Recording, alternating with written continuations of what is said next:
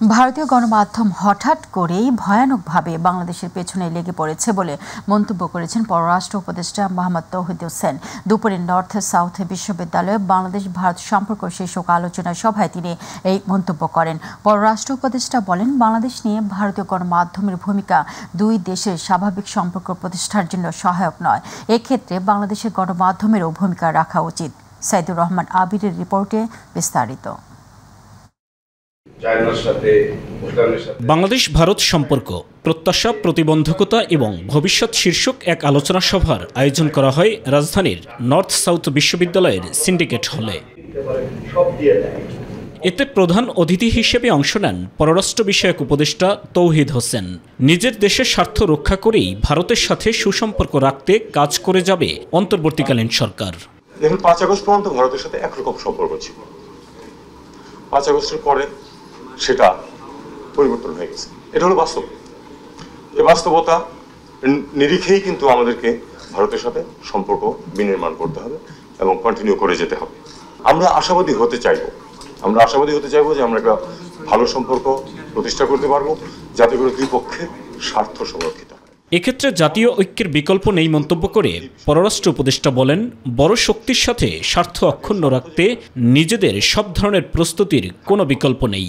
প্রভাব বিস্তারের চেষ্টা থাকবেই। এটা কিন্তু আন্তর্জাতিক সম্পর্কের ক্ষেত্রে অলমোস্ট নিয়ম। যারা শক্তিমান তারা প্রভাব বিস্তার করার চেষ্টা করবে। আপনার ঘর গোছাতে হবে যাতে আপনার উপর আন্দিও কোনো প্রভাব বিস্তার করতে না পারে।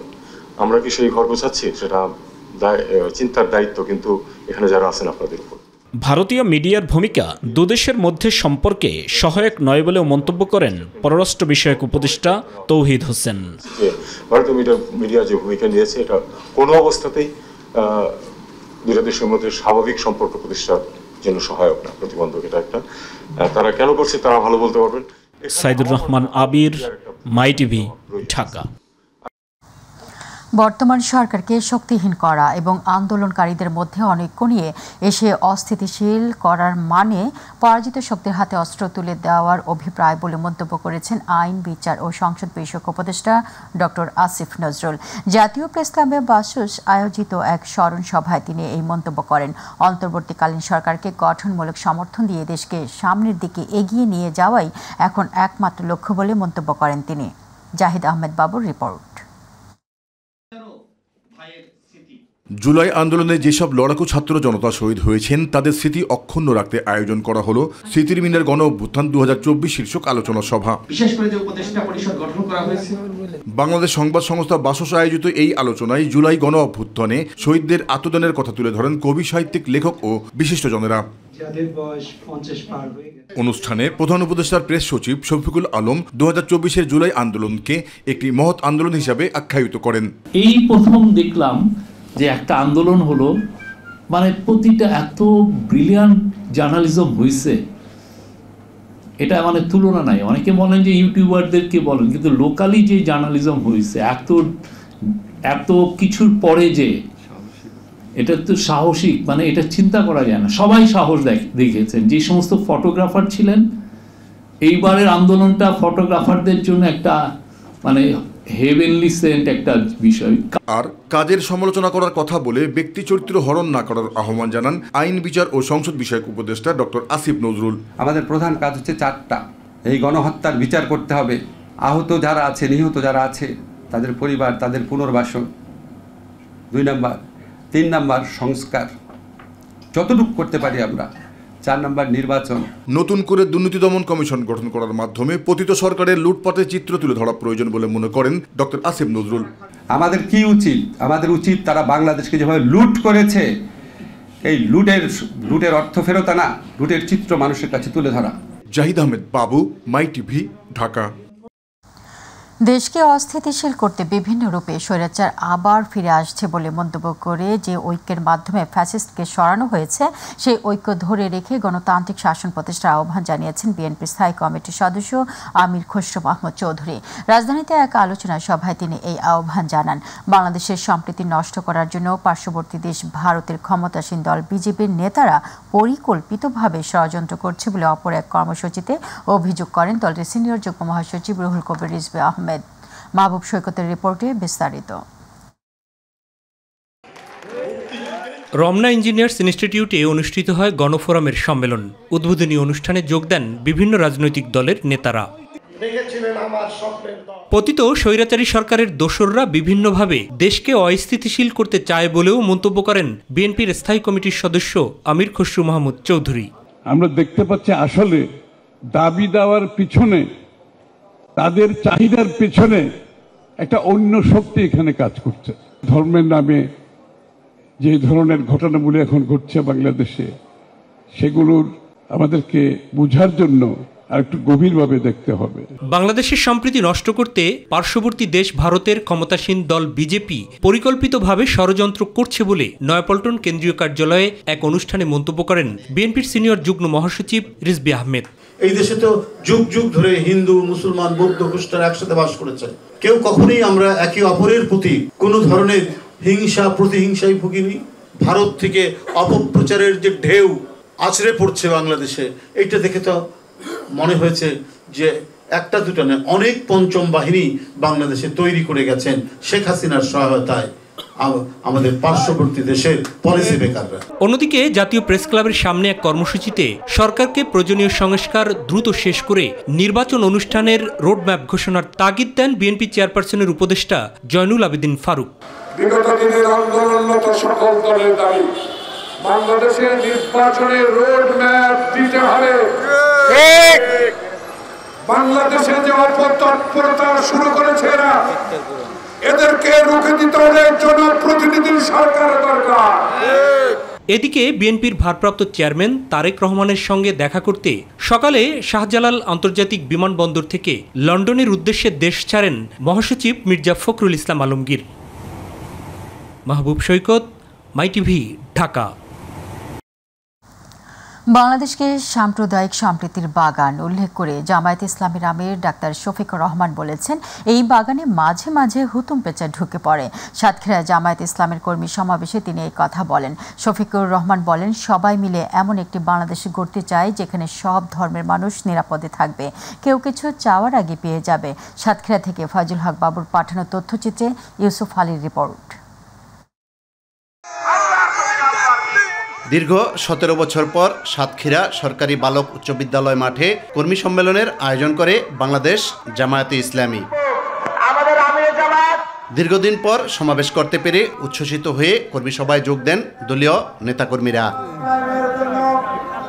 আওয়ামী লীগ সরকারের আমলে সাতক্ষীরা সহ সারা দেশে নিপীড়ন ও নির্যাতনের বর্ণনা দিতে গিয়ে আবেগাপ্লুত হয়ে ওঠেন জামাতে ইসলামের আমির ডাক্তার শফিকুর রহমান। সাতক্ষীরার উপর তারা জুলুম করেছে, সাতক্ষীরার জনগণের অধিকার দেয়নি, পঙ্গু বানিয়েছে, ইজ্জতের উপর হাত দিয়েছে। কম বেশি এই চিত্র ছিল বাংলাদেশের। সবচেয়ে খারাপ অবস্থা ছিল সাতক্ষীরা। তিনি বলেন, আওয়ামী লীগ দেশের আইনকে তোয়াক্কা করে বিরোধী মতের উপর অমানসিক নির্যাতন করেছে।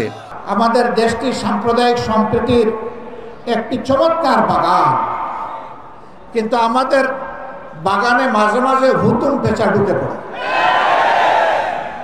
এই হুতুম পেঁচাদের ব্যাপারে আমাদেরকে সতর্ক থাকতে হবে। সকল অনিয়ম দূর করে জনগণের প্রত্যাশিত বাংলাদেশ গড়ার লক্ষ্যে কাজ করতে চান বলে আশাবাদ ব্যক্ত করেন জামায়াতের আমির।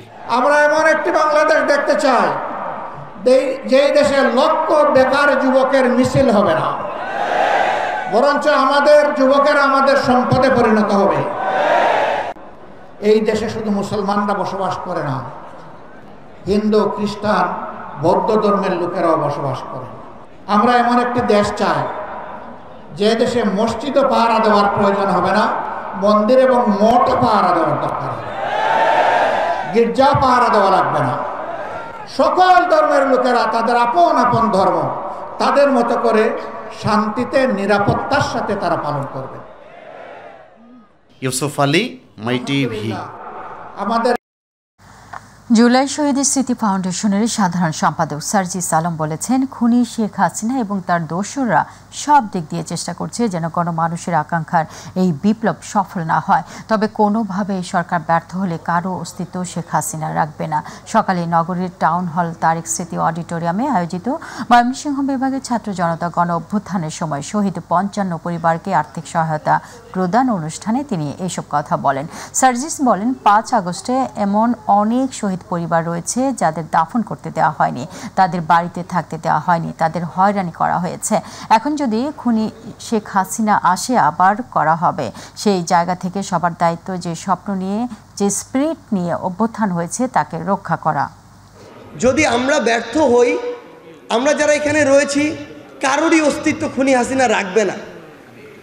ওই 5ই আগস্টের আগে যেমন এমন অনেক শহীদ পরিবার রয়েছে ঠিকমতো দাফন করতে দেওয়া হয় নাই, বাড়িতে থাকতে দেওয়া হয় নাই, থানায় হয়রানি করা হয়েছে, আবার যদি খুনি হাসিনা দোসররা আসে একই কাজ করা হবে। চট্টগ্রামে আইনজীবী সাইফুল ইসলাম আলিফ হত্যার ঘটনায় হত্যা মামলা দায়ের করেছে পরিবার। মামলায় 31 জনের নাম উল্লেখ সহ অজ্ঞাত আরও 10 থেকে 15 জনকে আসামি করা হয়েছে। আজ নগরীর কোতোয়ালি থানায় আলিফের বাবা জামাল উদ্দিন বাদী হয়ে ঘটনার 3 দিন পর এই মামলাটি দায়ের করেন। এছাড়া আদালত প্রাঙ্গণে আইনজীবীদের উপর হামলা ভাঙচুরের অভিযোগে 115 জনের নাম উল্লেখ সহ অজ্ঞাত 400 থেকে 500 জনের বিরুদ্ধে আরও একটি মামলা দায়ের করেছেন খুনের শিকার আইনজীবী আলিফের বড় ভাই খানে আলম। এদিকে আলিফ হত্যা মামলাগুলোকে সর্বোচ্চ গুরুত্ব দেওয়া হচ্ছে বলে জানিয়েছে চট্টগ্রাম মেট্রোপলিটন পুলিশ। এসব মামলায় এই পর্যন্ত 39 জনকে আটক করা হয়েছে জানিয়ে হত্যা ও হামলার ঘটনায় ইসকন নেতা চিন্ময় কৃষ্ণ দাসের সম্পৃক্ততা খুঁজে পেলে তাকেও আসামি করা হবে বলে জানায় পুলিশ। তাকে কেন্দ্র করে এই উদ্ভূত পরিস্থিতি সৃষ্টি হয়েছে। আমরা তার সংশ্লিষ্টতার বিষয়ে তদন্ত চলছে। যদি কোনো পর্যায়ে তার জড়িত থাকা, তার উস্কানি বা কোনো বিষয় এখানে জড়িত থাকে, অবশ্যই তাকেও আইনের আওতায় নিয়ে আসা হবে। বহুল আলোচিত 21শে আগস্টে গ্রেনেড হামলার মামলার ডেট রেফারেন্স ও আসামিদের আপিলের রায় রোববার ঘোষণা করা হবে। বিচারপতি একেএম আসাদুজ্জামান ও বিচারপতি সৈয়দ এনায়েত হোসেনের হাইকোর্ট বেঞ্চ এই রায় ঘোষণা করবেন। শনিবার আসামি পক্ষের আইনজীবী মোহাম্মদ শিশির মনির বিষয়টি নিশ্চিত করেছেন। এর আগে গত 23 অক্টোবর গ্রেনেড হামলা মামলার ডেট রেফারেন্স ও আপিল শুনানির জন্য বিচারপতি একেএম আসাদুজ্জামান ও বিচারপতি সৈয়দ এনায়েত হোসেনকে নিয়ে গঠিত বেঞ্চ পাঠানো হয়। 31 অক্টোবর এই মামলার ডেট রেফারেন্স ও আপিল শুনানি শুরু হয়। শুনানি শেষে 21 নভেম্বর বেঞ্চ রায় ঘোষণার জন্য মামলাটি অপেক্ষমান রাখেন। অপরাধী যত বড়ই ক্ষমতাধর হোক না কেন অপরাধ করে পার পাবে না বলে জানিয়েছেন ঢাকা মেট্রোপলিটন পুলিশের রমনা বিভাগের উপপুলিশ কমিশনার মাসুদ আলম। রাজধানীর হাজারীবাগে চাঞ্চল্যকর চিকিৎসক হত্যা মামলার রহস্য উদ্ঘাটন সহ জড়িত 3 জনকে গ্রেফতার নিয়ে ডিএমপি মিডিয়া সেন্টারে আয়োজিত সংবাদ সম্মেলনে এই কথা বলেন তিনি। এছাড়াও কোনো ধরনের অপরাধমূলক কর্মকাণ্ড বরদাস্ত করা হবে না বলে জানান ডিএমপির এই উপপুলিশ কমিশনার। বিস্তারিত আবু সাইদ অপুর রিপোর্টে। রাজধানীর হাজারীবাগে গেল 15 নভেম্বর মধ্যরাতে চাঞ্চল্যকর বাংলাদেশি বংশোদ্ভূত ব্রিটিশ নাগরিক ডাক্তার একেএম আব্দুর রশিদ হত্যা মামলার রহস্য উদ্ঘাটন সহ 3 জনকে গ্রেপ্তার করেছে হাজারীবাগ থানা পুলিশ। দেশের বিভিন্ন স্থান থেকে অভিযান চালিয়ে গ্রেপ্তার করা হয় নাইম খান, জাহিদুর রহমান রিফাত ও আবু তাহের নামে 3 জনকে। গ্রেপ্তারকৃতরা পুলিশকে জানিয়েছে দেয়াল টপকে ডাক্তার একেএম আব্দুর রশিদকে নৃশংসভাবে হত্যা করে তারা। এ সময় নিহতের স্ত্রী সুপিয়া রশিদের আত্মচিৎকারে পালিয়ে যায় খুনিরা। এরপর প্রযুক্তির সহায়তায় আর সিসিটিভি ক্যামেরার ফুটেজ শনাক্ত করে তাদের গ্রেপ্তার করা হয়। চাঞ্চল্যকর এই হত্যা মামলার সংবাদ সম্মেলন করেন ডিএমপি। এ সময় রমনা বিভাগের উপ পুলিশ কমিশনার মাসুদ আলম বলেন, অপরাধী যত বড়ই ক্ষমতাধর হোক না কেন অপরাধ করে কোনো পার পাবে না। সে যেই হোক, এটার ব্যাপারে জিরো টলারেন্স আমাদের সব লেভেলেই থাকে বা সবাই বলবে, আমরা বলবোই অপরাধীরা অপরাধ করে পার পাবে না। এটা মোটামুটি একটা ক্লিয়ার একটা মেসেজ দিব যে সে যেই অপরাধী হোক, আমরা ইনশাল্লাহ তার পিছনে আছি। চিকিৎসক হত্যার ঘটনায় জড়িতদের কাছ থেকে একটি চাকুসহ বেশ কিছু আলামত উদ্ধার করেছে বলে জানান রমনা বিভাগের উপপুলিশ কমিশনার মাসুদ আলম। এই হত্যাকাণ্ডটা ঘটানোর পরে যেখানে চাকুটা রেখে গিয়েছিল, তো ওই চাকুটা আমরা তো ওরা দেখানোর মতো আমরা উদ্ধার করেছি।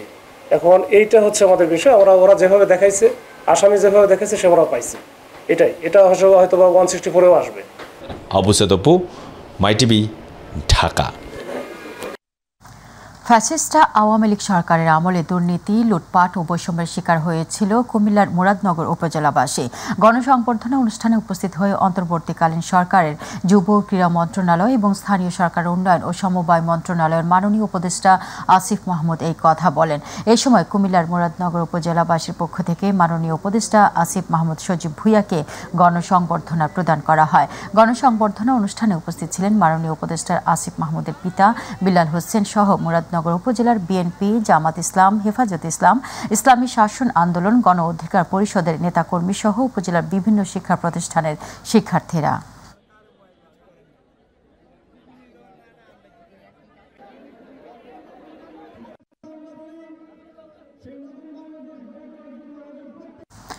ডিসেম্বরের দ্বিতীয় সপ্তাহের মধ্যে দেশের 5 বিভাগের উপর দিয়ে চলতি মৌসুমের প্রথম শৈত্যপ্রবাহ বয়ে যেতে পারে বলে জানিয়েছে আবহাওয়া অধিদপ্তর। তবে এরই মধ্যে শীতে ঝেঁকে বসেছে উত্তরাঞ্চলে। শনিবার দেশের সর্বনিম্ন তাপমাত্রা রেকর্ড করা হয়েছে তেঁতুলিয়ায় 10 ডিগ্রি সেলসিয়াস। শনিবার সন্ধ্যার মধ্যে সাগরে অবস্থান করা ঘূর্ণিঝড় ফিনজাল উপকূল অতিক্রম করলে বাংলাদেশের তাপমাত্রাও কিছুটা কমবে বলে জানান আবহাওয়াবিদ KH হাফিজুর রহমান। SM তানভীরের রিপোর্টে বিস্তারিত। আগামী 15 দিনে দেশে শৈত্যপ্রবাহের সম্ভাবনা নেই। তবে দেশের 5 বিভাগ রংপুর, রাজশাহী, খুলনা, ময়মনসিংহ এবং সিলেট বিভাগে ডিসেম্বরের দ্বিতীয় সপ্তাহের মধ্যে শৈত্যপ্রবাহ বয়ে যেতে পারে। বাকি 3 বিভাগ ঢাকা, চট্টগ্রাম ও বরিশালে শৈত্যপ্রবাহ একটু পরে আসবে। তবে অবকাঠামোগত কারণে ঢাকায় শীতের অনুভূতি একটু কম হয় বলে জানালেন আবহাওয়াবিদ। ঢাকার বৈশিষ্ট্য সারা দেশের চাইতে আলাদা। জনসংখ্যা বলেন, স্ট্রাকচার বলেন, কাঠামোগত দিক দিয়ে সবকিছু আলাদা। মানে ঢাকাতে আমরা শীত কখন পাই? আসলে যখন দেখি যে বৃষ্টি হচ্ছে শীতের সময়, অথবা আকাশ মেঘলা, আকাশ সূর্যের আলো আসছে না, অথবা একটানা কুয়াশা, এই সময়গুলোতে মনে হয় যে ঢাকাতে শীতের অনুভূতিটা। এরই মধ্যে শীত বাড়তে শুরু করেছে দেশের উত্তরাঞ্চলের শহরগুলোতে। শনিবার দেশের সর্বনিম্ন তাপমাত্রা রেকর্ড করা হয়েছে তেঁতুলিয়ায় 10.3 ডিগ্রি সেলসিয়াস। গত 24 ঘন্টার কথা, সর্বনিম্ন যে তাপমাত্রা তেঁতুলিয়াতে আসছে 10 ডিগ্রি, মানে শৈত্যপ্রবাহের কাছাকাছি, কিন্তু রাতের তাপমাত্রা 10 ডিগ্রির কাছাকাছি চলে আসছে। ঘূর্ণিঝড় ফিনজালের কারণে দেশের সমুদ্র বন্দরগুলোকে 2 নম্বর দূরবর্তী হুঁশিয়ারি সংকেত দেখিয়ে যেতে বলেছে আবহাওয়া অধিদপ্তর, যার প্রভাবে খুলনা, বরিশাল ও চট্টগ্রাম বিভাগে বৃষ্টির সম্ভাবনা রয়েছে। তবে এরই মধ্যে ঢাকার কিছু কিছু এলাকায় গুড়ি গুড়ি বৃষ্টি হয়েছে। তবে এই ঘূর্ণিঝড় প্রভাবে আতঙ্কের কোনো কারণ নেই, শুধু হালকা বা গুড়ি গুড়ি বৃষ্টি হওয়ার সম্ভাবনা আছে। SM তানভীর, মাই টিভি, ঢাকা। গণহত্যাকারী আওয়ামী ফ্যাসিবাদী ও রাষ্ট্রবিরোধী ষড়যন্ত্রকারীদের আক্রমণে চট্টগ্রামের আইনজীবী সাইফুল ইসলাম আলিফ হত্যা, বৈষম্য বিরোধী ছাত্র আন্দোলনের সমন্বয়কারীদের উপর পরিকল্পিত হত্যার উদ্দেশ্যে আক্রমণ ও ভারতীয় আগ্রাসন প্রতিষ্ঠিত করার ষড়যন্ত্রের প্রতিবাদে সারা দেশের পেশাজীবীদের প্রতিবাদে অংশ হিসেবে শনিবার রাজধানীর মতিঝিল কৃষি ব্যাংকের প্রধান কার্যালয়ের সামনে প্রতিবাদ ও অবস্থান কর্মসূচি এবং র্যালি করেছে বাংলাদেশ কৃষি ব্যাংকের জাতীয়তাবাদী ফোরাম। এই সময় উপস্থিত ছিলেন বাংলাদেশ কৃষি ব্যাংকের জাতীয়তাবাদী ফোরামের প্রধান সমন্বয়ক জাহিদ হোসেন। এছাড়াও সংগঠনটির সমন্বয়ক সৈয়দ লিয়াকত হোসেন, বাংলাদেশের কৃষি ব্যাংকের CBA নেতা ও বাংলাদেশ কৃষি ব্যাংকের জাতীয়তাবাদী ফোরামের সমন্বয়ক মিরাজ হোসেন ও ফয়েজ উদ্দিন আহমেদ উপস্থিত ছিলেন।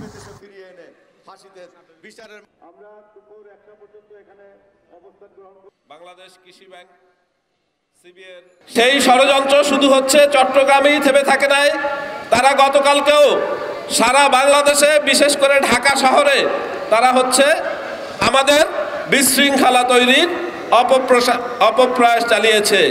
আমি অর্থহীন ভাষায় বলতে চাই, এই বাংলাদেশের মাটিতে এই আওয়ামী ফ্যাসিবাদের আর কোনো জায়গা হবে না। তারা আওয়ামী ফ্যাসিবাদের সাথে যোগ সাজসে কৃষি ব্যাংকের বিভিন্ন দুর্নাম বদনামি করার অপপ্রচেষ্টা চালাচ্ছেন। আমরা এটার প্রতিবাদ জানাই এবং আগামী দিনে বাংলাদেশ কৃষি ব্যাংকের সুন্দর প্রশাসন এবং যারা আজকে এখানে ছিলেন ফ্যাসিবাদী, তারা এখন কৃষি ব্যাংকের নাই। ইতিমধ্যে আমরা জানতে পেরেছি যে একটা অফিসারদের একটা অংশ তারা এখানে তাদের পদোন্নতির নীতিমালার বাইরে যে তারা পদোন্নতি চাচ্ছে এবং ব্যাংকে একটা বিশৃঙ্খলা পরিস্থিতি সৃষ্টি করতে চাচ্ছে এবং তাদের পিছনে আওয়ামী ফ্যাসিবাদের দোসররা এখানে তারা উস্কানি দিচ্ছে। প্রসঙ্গ প্রবাস।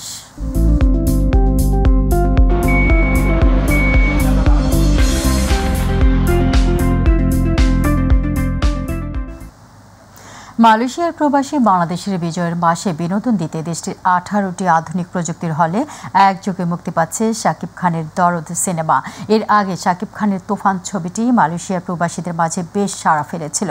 প্রথম দফা প্রিয়তমা ও তুফানের সাফল্যের পর এবার শাকিব খানের দরদ চলচ্চিত্রটি প্রদর্শন করার সিদ্ধান্ত নিয়েছে বাংলাদেশি প্রদর্শনী সংস্থা JTG এন্টারপ্রাইজ, SDNBHD এবং happy trip travel and tour.